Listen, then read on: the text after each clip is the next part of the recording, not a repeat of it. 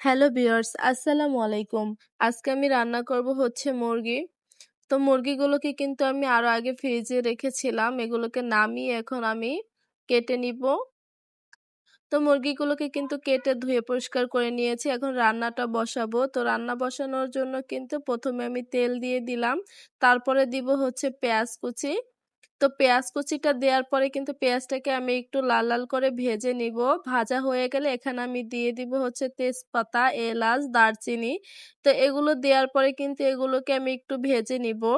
তো ভাজা হয়ে গেলে এখানে আমি দিয়ে দিব হচ্ছে আদা বাটা। আর আদা বাটাটা দেওয়ার পরে কিন্তু আমি একটু ভালো করে ভেজে নিয়েছি।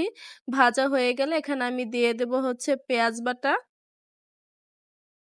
তো পেঁয়াজটাকে দিয়ে কিন্তু আমি একটু নেড়েচেড়ে কষিয়ে নিব। একটু কষানো হয়ে গেলে এখানে আমি দিয়ে দিব হচ্ছে হলুদ গুঁড়ো, মরিচের গুঁড়ো, পরিমাণ মতো লবণ আর দিয়ে দিব হচ্ছে ধনিয়ার গুঁড়ো, জিরের গুঁড়ো। তো এগুলো দেওয়ার পরে কিন্তু আমি ভালো করে একটু নেড়েচেড়ে মিশিয়ে নিব।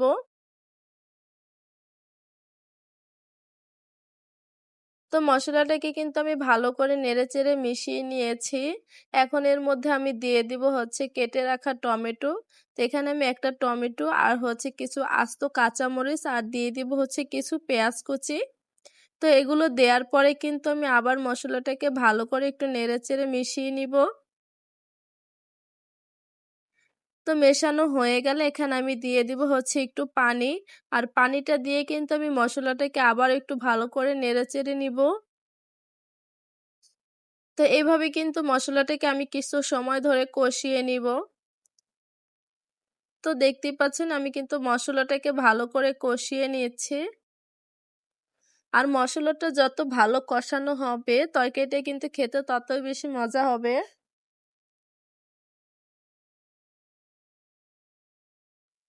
তো মসলা কষানোর সময় কিন্তু কিছু সময় পরে, পরে একটু ভালো করে নেড়েচেড়ে নিতে হবে। তা না হলে কিন্তু নিচের দিকটাতে পুড়ে যাবে। তো দেখতেই পাচ্ছেন আমি কিন্তু মসলাটাকে খুব ভালো করে কষিয়ে নিয়েছি। এখন এর মধ্যে দিয়ে দেব হচ্ছে কেটে রাখা মাংস। তো মাংসগুলো দেওয়ার পরে কিন্তু আমি মসলার সাথে ভালো করে একটু নেড়েচেড়ে মিশিয়ে নিব। তো এটা কিন্তু আমাদের পালা মুরগি। তো কে, কে আমাদের মধ্যে এরকম মুরগি পেলে খেয়েছেন অবশ্যই কমেন্টস করে জানাবেন।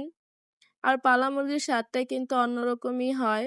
তো মাংসগুলো মেশানোর পরেই কিন্তু আমি দিয়ে দিব হচ্ছে একটু পানি। আর পানিটা দিয়ে কিন্তু আমি মাংসগুলোকে ভালো করে একটু কষিয়ে নিব। তো আমার মাংসটা কিন্তু মেশানো হয়ে গেছে। এখন আমি একটা ঢাকনা দিয়ে ঢেকে রাখবো। তো ঢাকনা তুলে এখন কিন্তু আমি আবার একটু নেড়েচেড়ে দিব। তা না হলে কিন্তু নিচের দিকটাতে পুড়ে যাবে। তো দেখতেই পাচ্ছেন মাংস থেকে কতটা পানি বের হয়েছে। তো এই পানিতেই কিন্তু আমি মাংসগুলোকে সেদ্ধ করে নিব। তো এভাবে কিন্তু আমি কিছু সময় নেড়েচেড়ে মাংসগুলোকে ভালো করে সিদ্ধ করে নিব। তো মাংসগুলো নেড়েচেড়ে নেয়ার পরে কিন্তু আমি আবার একটু ঢাকনা দিয়ে ঢেকে রাখবো।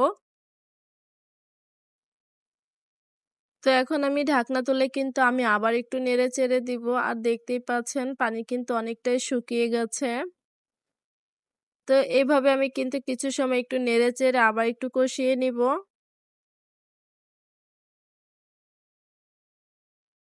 তো এখন কিন্তু আমার মাংসের মধ্যে কোনো রকম পানি নেই। এখন আমি একটু ঝোলের পানি দিয়ে দিব।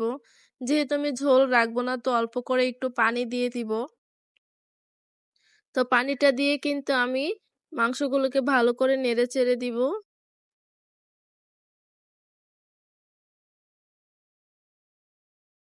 তো আমার তরকারিটা কিন্তু বলক চলে এসেছে। এখন আমি আবার একটু নেড়েচেড়ে দিব।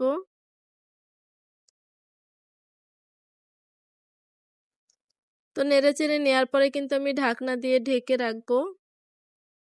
তো এখন আমি ঢাকনা তুলে আবার একটু নেড়েচেড়ে দিব। আর দেখতেই পাচ্ছেন আমার রান্নাটা কিন্তু হয়ে গেছে। এখন আমি একটু ভাজা জিরের গুঁড়ো দিয়েই কিন্তু নামিয়ে নিব।